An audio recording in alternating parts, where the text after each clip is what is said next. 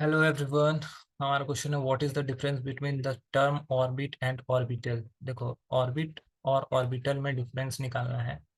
ठीक है, तो एक है ऑर्बिट, दूसरा है ऑर्बिटल। हम लोग को इसको डिफरेंस करने के लिए हम लोग इसके बीच में एक लाइन खींच लेते हैं। ठीक है, और ये हमारा ये एक लाइन हो गया, जिसकी वजह से हम लोग दोनों तरफ एक एक डिफरेंस लिखते हुए चले जाएंगे। ठीक है, अब देखो फर्स्ट फर्स्ट डिफरेंस क्या है। ऑर्बिट जो होता है ये वेल डिफाइंड सर्कुलर पाथ है। It is well defined circular path. ठीक है, और ये जो होता है ये थ्री डायमेंशनल एरिया है न्यूक्लियस के चारों ओर। ठीक है, it is it is three dimensional it is three dimensional area area around around the nucleus. ठीक है, पहला तो ये हो गया डिफरेंस। अब हम लोग का दूसरा डिफरेंस देखते हैं। तो ऑर्बिट में जो इलेक्ट्रॉन जो रिवॉल्व होगा ये टू डायमेंशनल यानी कि डायरेक्शन में होगा।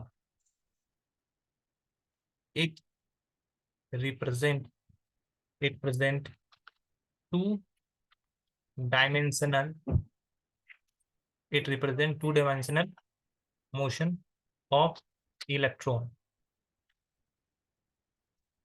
और ये जो होगा वो हो जाएगा it represent three dimensional three dimensional motion of electron. Electron का ये थ्री डायमेंशनल शो करता है ऑर्बिट और ऑर्बिटल। अब तीसरा जो है orbit, maximum number of electron maximum number of electron in orbit is 2n²। ठीक है, मैक्सिमम नंबर ऑर्बिट ये हमेशा। अब देखो यहाँ पे मैक्सिमम नंबर ऑफ इलेक्ट्रॉन यहाँ पे कितना होगा, दो। Maximum maximum number of electron in orbital is two. यहाँ पे दो ऑर्बिटल रहेगा। चौथा अगर डिफरेंस अगर हम लोग लिखें तो हम लोग लिख सकते हैं कि इसमें शेप आर नॉट फिक्स्ड। इसमें शेप क्या है, अ, इसमें ये जो होता है orbit are non orbit are non directional. और ये हो जाता है इसका शेप के बारे में अगर हम लोग लिख सकते हैं तो ये ऑर्बिटल के डायरेक्शनल के बारे में बात करें तो ऑर्बिटल ऑर्बिटल आर डायरेक्शनल। तो इतने सारे डिफरेंसेस हैं। ठीक है, ऑर्बिटल जो होता है उसका कोई शेप फिक्स नहीं है।